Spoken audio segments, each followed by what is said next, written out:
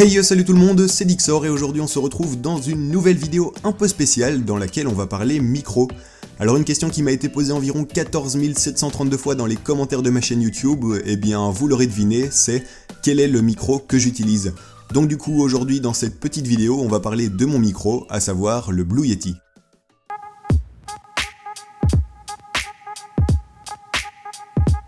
Ce micro, je l'utilise maintenant depuis quelques temps et je vous avoue que j'en suis vraiment très content. C'est un micro de très bonne qualité et il est d'ailleurs utilisé par beaucoup d'autres youtubeurs. Je crois que c'est même un des micros les plus populaires sur YouTube, c'est assez impressionnant.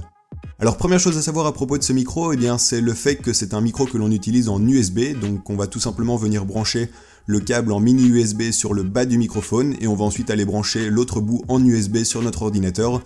Donc à ce niveau-là, il n'y a vraiment rien de plus simple.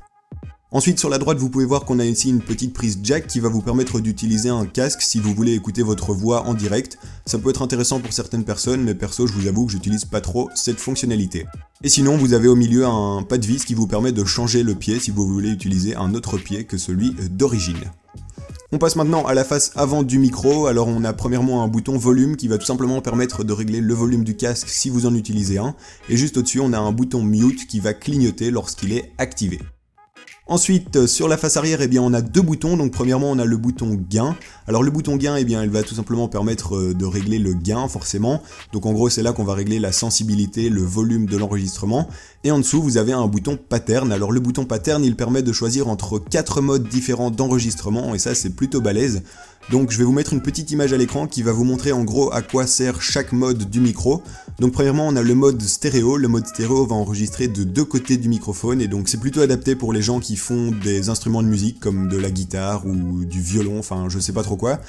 Ensuite vous avez également le mode omnidirectionnel, alors le mode omnidirectionnel lui il va enregistrer de tous les côtés du microphone et donc ça c'est parfait pour enregistrer l'ambiance qu'il y a dans une pièce, donc si jamais vous faites de la musique en groupe etc ça peut être assez intéressant. Vous avez ensuite le mode cardioïde, alors ça c'est le mode que personnellement j'utilise puisqu'il va enregistrer que d'un seul côté du microphone et donc si jamais vous voulez enregistrer votre voix, eh bien c'est ce mode là qu'il faut utiliser. Et puis finalement vous avez un mode bidirectionnel qui va enregistrer uniquement de deux côtés et donc c'est plutôt utile pour les gens qui font par exemple des interviews ou des trucs du genre. Alors le micro est disponible en plusieurs versions et ça franchement je trouve que c'est plutôt cool, donc vous avez premièrement une version blanche. Ensuite vous avez une version silver, donc ça c'est la version que moi je possède. Il y a également une version gold ou dorée, une version grise et une version noire. Toutes ces versions, si vous voulez, elles seront disponibles dans le lien que je vous mets dans la description. Par contre, il y a une petite différence de quelques euros entre les versions, je sais pas trop pourquoi, mais bon, c'est pas trop grave.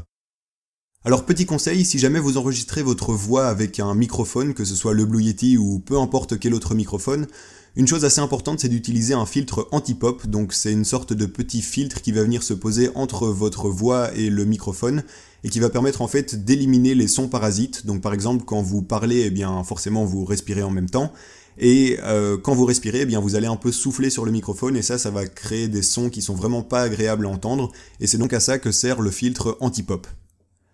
Alors Blue Yeti, en plus de ses micros, propose également un filtre anti-pop, mais perso je vous le conseille vraiment pas du tout parce qu'il coûte beaucoup trop cher et au final il va faire exactement le même boulot qu'un filtre anti-pop qui coûte beaucoup moins cher.